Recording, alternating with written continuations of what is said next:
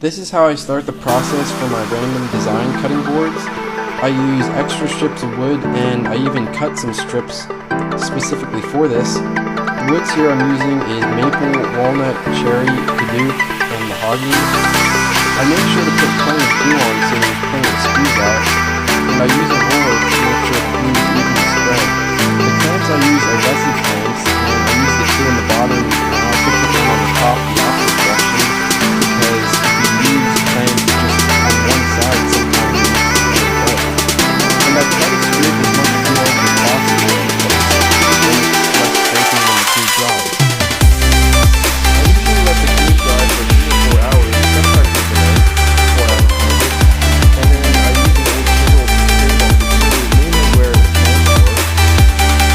Then I send them through the planer. This planer is a 20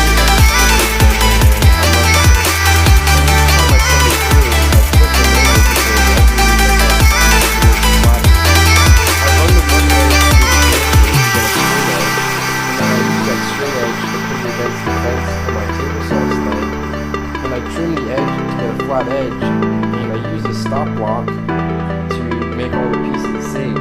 Now I want the finished cutting board to be 1.5 inches, so I cut these strips at 1.75 inches, so they're 3 Once I have a bunch of strips cut, I choose some from each pile enough to make the length of the cutting board. And the table saw chips out sometimes on the edge, so I take each piece and send each side to the joint.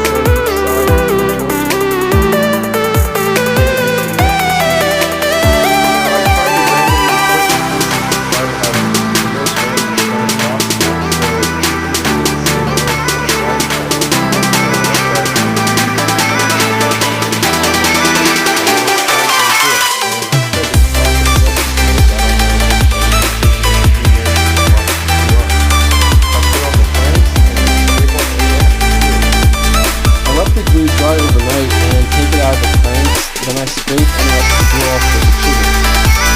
I learned that routing a chamfer on the edge prevents the chip out when I send it to the planer. To get the first side flat, I use this planer sled and I use hot glue on all the corners to keep it secure. This is because if the cutting board isn't flat, then it will stay not flat when it goes to the planer, and since the sled is flat, it will make the top flat. Next, I take the board off with a chisel and I flatten the other side. I use my jointer to get one straight edge, and then I put that straight edge against my table saw sled.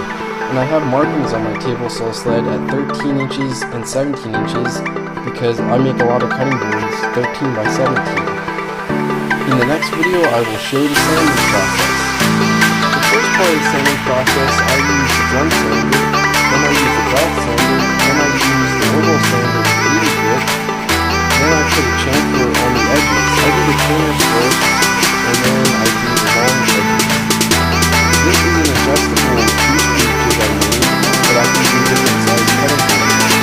And I found out that lifting at the corners helps prevent burn marks, because I'll stay too long in the corners and it'll burn the routing. I do the juice fuse with 2 passes. And this is also another jig I made to do the handle fuse. And I made this block to make all my juice the same with a separate bit for the same depth each time. Now I sand the edges with 120 grit and also sand the juice fuse with 120 grit.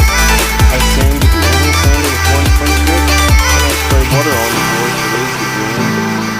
And I burn my logo and sand everything with 220 grit. Now it's ready for the oil.